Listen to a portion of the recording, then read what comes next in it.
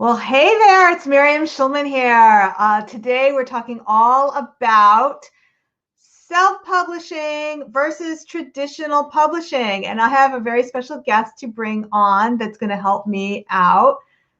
Lianne Kim is a business coach and founder of Mamas & Co., a community for mama entrepreneurs. She's the host of the podcast, The Business of Thinking Big, and the author of Building a Joyful Business. Lianne is on a mission to help women make a great living on their own terms, doing what they love. Please welcome to the Inspiration Place, Lianne Kim. And I'm going to just get rid of that. Hey there, Lianne, how are you? I felt like I needed to make a grand entrance because your intro was so amazing. Like we need all the applause. So, by the way, I did get it. It's so cute. Oh, yay!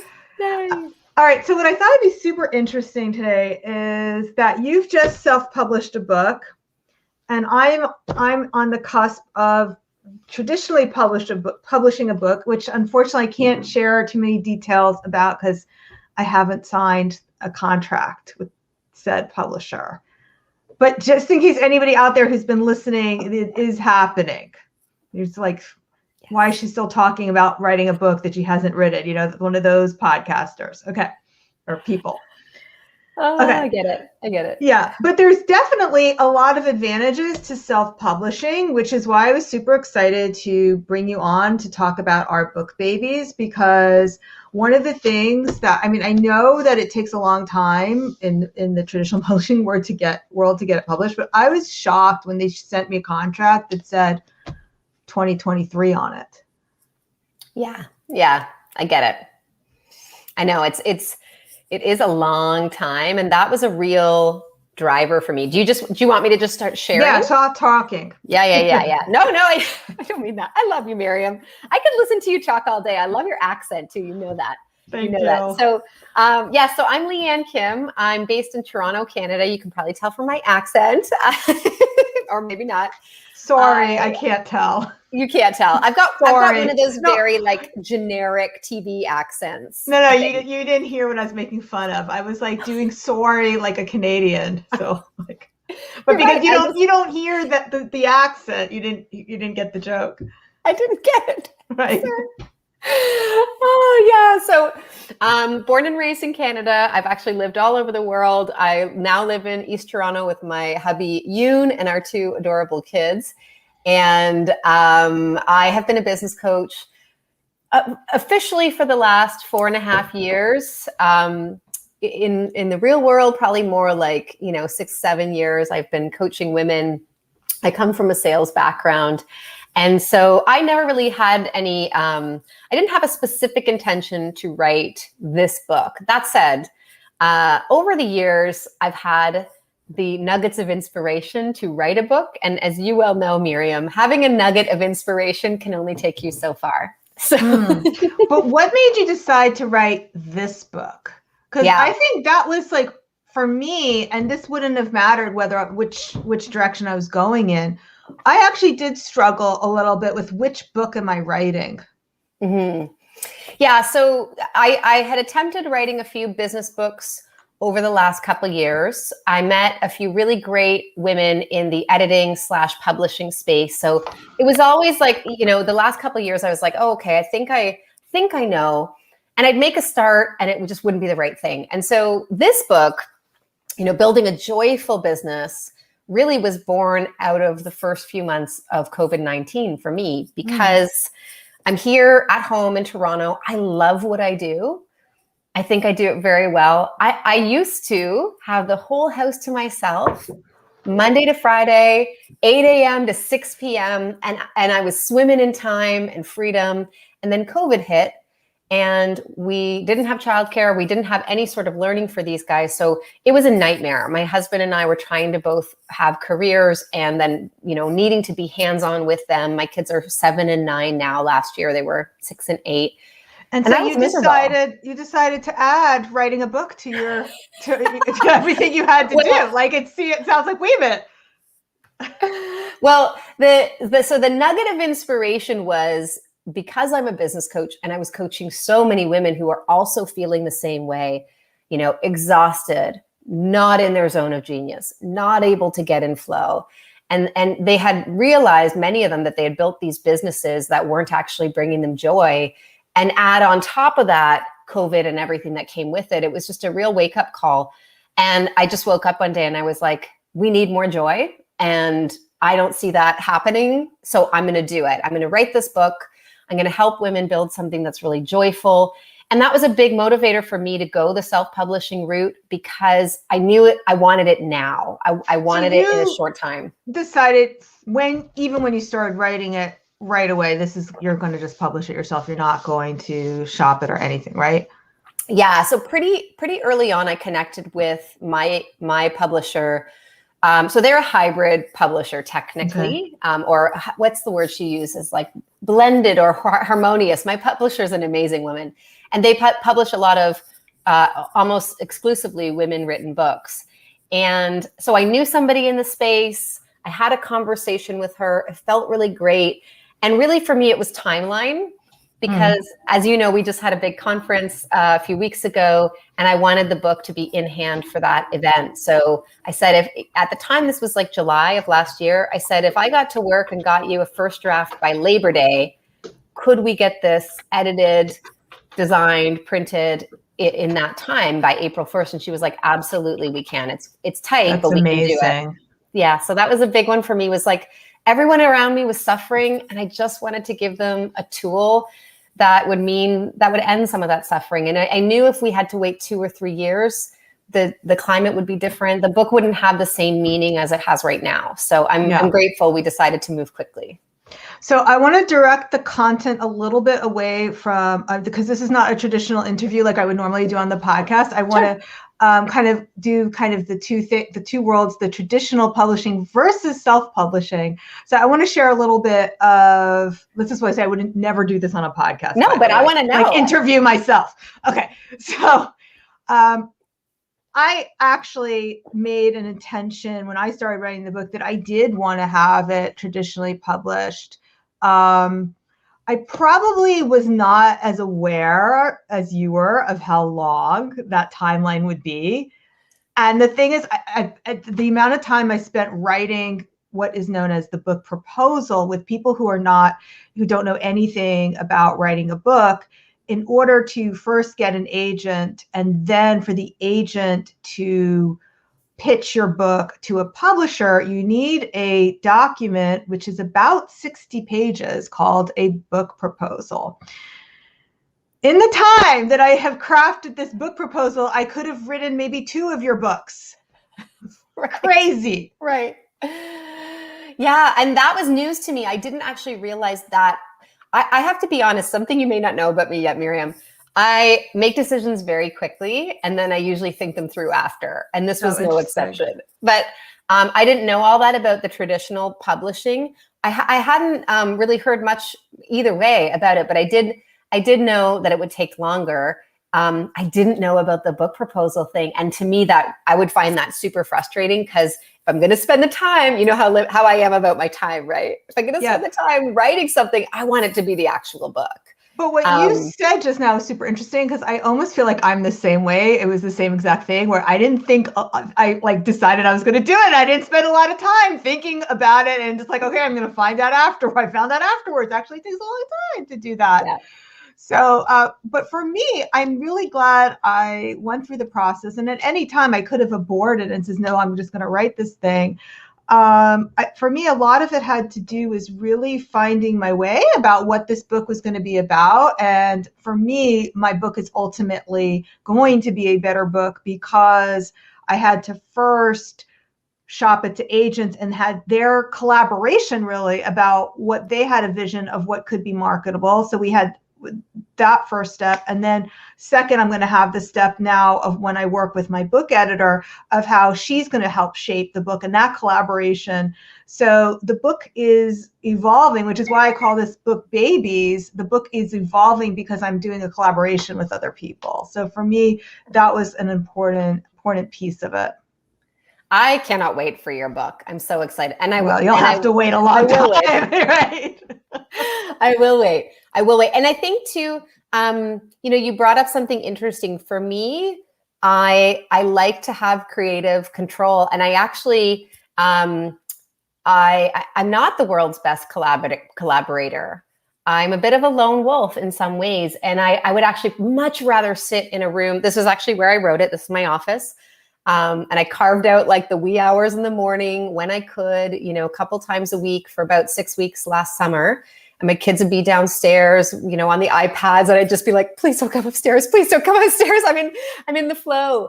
But yeah, I mean, for me, I would much rather just sit and write something and get it out of my head without worrying about, are they going to let, is a publisher going to approve this? Is an agent going to go for this? There's a big part of me that doesn't really want to hear somebody say I'm not good enough. And that was a big part of the reason why, again, you may not know this, but I went to school for drama, and most of my friends became actors on the stage and on film. And I didn't pursue that after all, because I just couldn't spend years of my life being rejected by casting agents. I knew that would just kill me emotionally. So I think that came up again when the thought of like having to find an agent who would deem me worthy. I was like, I'm just going to write it. I never even saw it that way. So first of all, a lot of it, because I know, so this will be super relevant to people who are painters or artists. It's very much the difference between people who enjoy commissions, which is something that I do enjoy, and people who really do not like commissions, which, and a book ends up being kind of a commission in some ways. And what the proposal is you're saying, this is what it's going to be. This is the kind of the preliminary sketch of what the book is.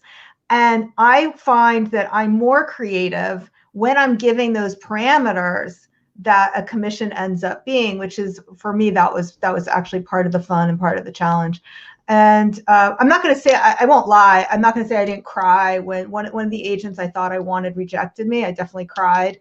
It was really weird because like I'm sitting in the hairdresser crying because I'm getting this email, and the tears were still there. And I get the second email from the agent I actually ended up signing with saying that she wanted me, but I was like, still a mess. I know I'm supposed to be happy now, but I'm still crying over this other person, And it's so funny because I have no feelings of that when it comes to, entrepreneurship is a journey of being chosen or not. And when it comes to clients selecting me or people deciding to join my community or not, that doesn't bother me at all. I think because I've gone through it so many times, but something about crafting something from the heart and then it not being good enough. I think I was just like, I'm going to write it my way. So I'm like you, freedom within parameters. I'm very good in that kind of space. So I wrote an outline. It wasn't super detailed. It was like on this giant piece of paper with, here's all my Sharpies. I love Sharpies. It was literally like sketched out basically because I needed to see it visually. And the chapters just sort of came. I was like, oh yes, it's your role in the business. It's your vision. It all just kind of came out. There was one chapter in the outline and in the first draft that didn't make the final cut because it kind of stuck out as not being relevant. And actually it made the book longer than I wanted. So there were certain things I knew. I was like, I know I want it to be about this size because it's the exact same size as Story Brand by Donald Miller. Oh, okay. And a few other of my favorite books are just like about that width, about the 230, 40 page mark. So I knew how long I wanted it to be. I knew what I wanted in it. And then there was this one chapter that was still a great chapter. It just didn't fit anymore. So that got yanked. But pretty much most of the things from the first draft stayed in. I just worked with, and again, this particular team, they do have to say, yes, this is a project that our team wants to take on. One of the reasons why I chose self-publishing was because I didn't want to be finding an editor and then, or why I shouldn't say self-publishing, why I chose this hybrid publisher to go with was I didn't want to manage the project and be finding all these individuals and signing 7 contracts, because when you do self-publish, it's not just the editing. It's, a book needs to be designed. Like somebody lays this out. Yeah. And actually decided to put the pink in, which was not my idea. Which is amazing, by the way. The publisher, I can't wait to let people know who the publisher is. It's like so annoying. Okay, so the publisher I'm going to be working with, they told me they're going to be using color too, and I didn't know what they meant, because they said, well, there's only going to be 2 colors. I was like, what do you mean only 2? Why even bother? So, but then I saw what yours is, like how it has these pages and then kind of these transparent text bubbles, like, oh, that's what they mean. I think this might, I don't know, but I think this might be a new trend, because there's so many books out there now that anything you can do to stand out. I don't know if you watch basketball, Miriam, but my husband and I are Raptors fans. And I always used to wonder, like, why is that guy wearing a headband and that guy has a sleeve and that guy, and he says it's because they want to stand out on the court. They all have to look slightly different. And it's no different with a book. If your book looks generic and like everybody else's on the shelf, people aren't going to pick it up. And I say shelf like, the Amazon shelf, and actual bookstores still exist. And I hope to get mine in one day when our bookstores actually can open again, because we're still in lockdown here in Ontario. Yeah. Been watching very carefully. Rachel Rogers has launched her book, and she did something very interesting, which is a good idea to steal in any way. Is she teamed up with small business owners, small individual bookstore owners, and she picked Black business owners. I'm not sure if it was women. Yeah, super smart, super way to give back to the community. And so there may be something for you as someone who represents mamas. Like, are there mama bookstore owners that you can feature who represent your book? I love that. And actually we are doing, there is sort of a philanthropic piece to what we're doing here. We will be donating a certain percentage of the printed books that we have to charities that support female entrepreneurs, BIPOC businesses. There's a lot of organizations that teach and support those people. So we are doing we're giving an amount of books away, but I actually love the idea of partnering with some bookstores, local bookstores that are run by moms, and saying, hey, we'd love to come and do an event, and we're happy to give you X number of books to give away to your people. Because launching a book is a very strange thing. It's such a strange thing to have an idea and then you write it, and then it becomes a product, and then you need everybody to buy that. Like it was a lot more, the launching was a lot more exhausting than I thought. The writing wasn't actually the hard part for me. I was surprised by that. It was really everything that happened in the launch period that I found a little exhausting, and how on you need to be all the time. I've been on probably a dozen podcasts in the last month alone. Wow. That's amazing. Yeah. So I'm going to let everyone know where they can get your book. And those of you, we have a small crowd here who's live today. I know we got lots of replay watchers though. If anybody has a question, just pop it in. I always like to give a minute or two because of the delay to see if those come through. And in the meantime, I'm going to tell everyone where they can get your book. Okay, so Lianne just released her book, Building a Joyful Business. She poured her heart and soul into it and touches on everything from vision to working only with dream clients to marketing and selling. It is really a great piece for anyone who's looking to start a business, even an art business, or even if they've already got a business and want to be experiencing more joy. And she's generously offering 15% off for my community. Just go to liannekim.com/book. Use the coupon code INSPIRE to get 15% off. Okay, so I'm just going to go back here and see if there's any questions. I'm not seeing any here right now, but Lianne, what would you say is the one thing you would want to let people know who are looking to write and publish their own book? So they're looking to go the self-publishing route? Yes. Like, what was the biggest lesson or surprise that you had in writing? I should have given you that question ahead of time. So yeah. So a couple things. She's like, yeah, you should have. When it comes to writing the book, My recommendation is don't censor yourself, write that shitty first draft, but give yourself longer blocks of time. Like ideally, you're gonna want to be in flow when you're writing. So don't just give yourself 30 minutes here and there. I'd rather you kind of block off 2 hours at a time, and it's only once a week, than try to do 10 minutes a day, which you just won't get in flow. I think flow is really important, and you're all artists, so you know that you could paint a painting 10 minutes a day, or you could just, give yourselves a little bit longer blocks of time. So that was a big one that served me really well.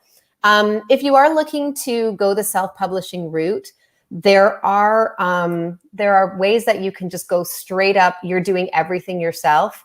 If you're doing that, you better be a good project manager. I am not. That's not one of my gifts. So I chose and they chose me, a hybrid publishing company that will work with you. And they are the ones that are finding the editors. They're doing the design.